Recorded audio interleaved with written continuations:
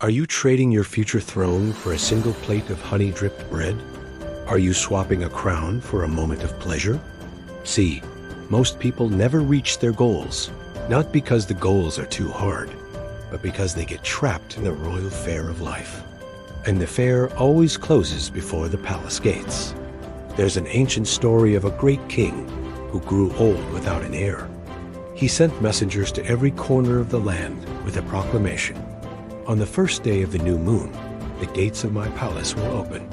The first person to reach my throne will inherit the entire kingdom. Rich or poor, young or old, it doesn't matter. Only the first one through the gates will rule. The news spread like wildfire. Thousands of people dropped everything and began the journey. They traveled from villages and cities, from mountains and valleys, all converging on the road leading to the palace. But the king, in his wisdom, had placed something along the path. Just before the final stretch to the palace gates, there was a magnificent fair. The royal fair. It had everything a person could desire. Stalls piled high with bread, dripping with honey and golden butter. Roasted meats sending their aroma into the air. Musicians playing melodies that made feet tap and hearts soar. Games of chance and skill.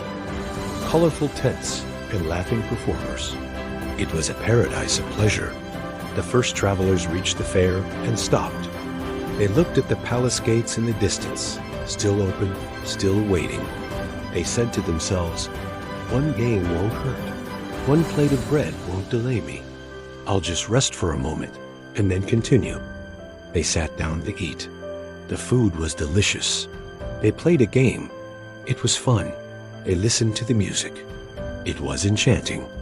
And while they played and ate and laughed, the sun began to move across the sky. More travelers arrived. They too stopped. They too told themselves the same lie. Just one taste. Just one game. Then I'll go. The afternoon wore on. The palace gates were still open, but the fair was intoxicating. The bread was sweet. The music was sweet. The games were addictive. One game became two. Two became 10. The sun began to sink toward the horizon. Among the thousands, there was one young man. He was poor. He was ordinary. He reached the fair and smelled the bread. He heard the music. He saw the laughing faces. His stomach growled. His feet ached. His heart longed for rest. But he did not stop. He looked at the palace gates. He looked at the sun. He said to himself, "I did not come here for bread. I came for a kingdom." He walked through the fair without tasting, without playing, without sitting. He kept his eyes fixed on the gates ahead. The sun set. The palace gates began to close. The people at the fair looked up in panic. They dropped their plates. They ran, but they were too late. The gates shut with a thunderous boom. They pounded on the wood. They begged. They wept. But the guards were silent. The young man, the one who did not stop, reached the gates just as they were closing. He slipped through the final crack. He walked down the long hall and knelt before the throne. The king smiled and placed the crown on his head. The others stood outside in the dark, clutching their honey-dripped bread, listening to the silence of their own regret. You are on a journey.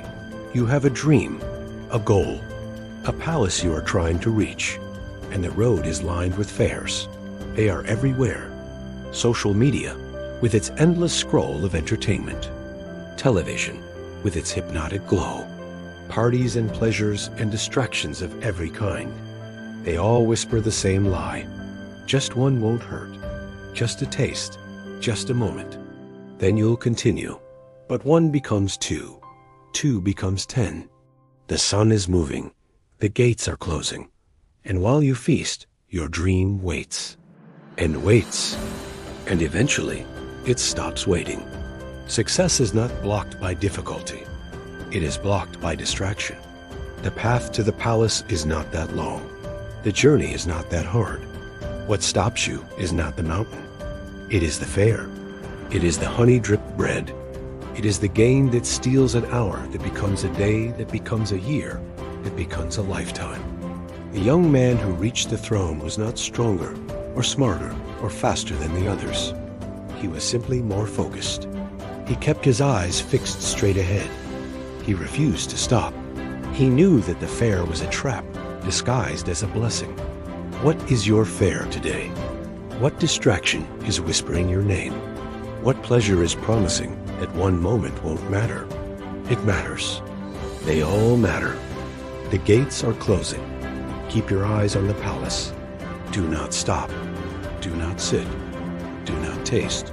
The throne is waiting, and it is worth more than all the bread in the world. Thanks for watching.